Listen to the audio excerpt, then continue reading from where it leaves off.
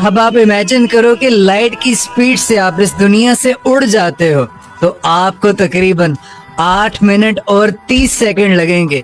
आप हमारे सन के पास पहुंच जाओगे और फिर 4 घंटे और 6 मिनट के बाद आप क्रॉस करोगे हमारे सोलर सिस्टम के सबसे दूर वाले प्लेनेट को, और फिर आपको इस मैसिव कॉमेट और एस्ट्रॉइड की बेल्ट में से क्रॉस करना पड़ेगा। और अब आपको क्या लगता है कि आपको कितना टाइम लगेगा उस ऑब्जेक्ट तक पहुंचने में जो आज तक ह्यूमंस ने सबसे दूर तक भेजा है?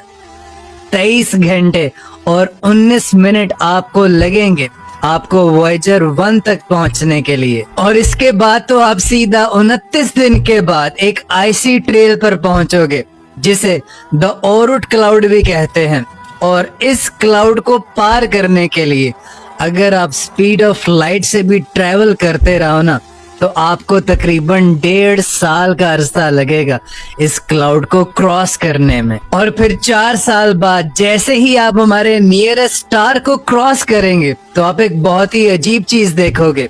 आप देखेंगे कि आपको कुछ नजर ही नहीं आ रहा, यानी कि आसपास बिल्कुल अंधेरा होगा, कुछ भी नजर नहीं आ रहा होगा आपको। और फिर आपको लगेगा कि जो हमारा सोलर सिस्टम है वो एक लोकल बबल में है। और फिर तकरीबन 100 साल के बाद आप क्रॉस करोगे the edge of a radio bubble, जिसका मतलब होता है वो डिस्टेंस जो हमारे रेडियो वेव्स आज तक पहुंच पाए हैं पूरे यूनिवर्स में। अब कंपेयर टू हमारी पूरी गैलेक्सी, वो डिस्टेंस ये छोटा सा टाइनी सा ब्लू डॉट है।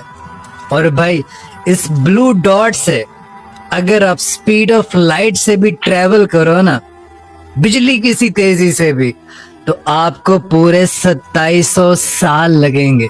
2700 साल हमारे मिल्की वे गैलेक्सी के सेंटर में पहुंचने तक। और फिर 50,000 साल और लगेंगे आपको इस सेंटर से मिल्की वे गैलेक्सी के दूसरे एज पर पहुंचने तक।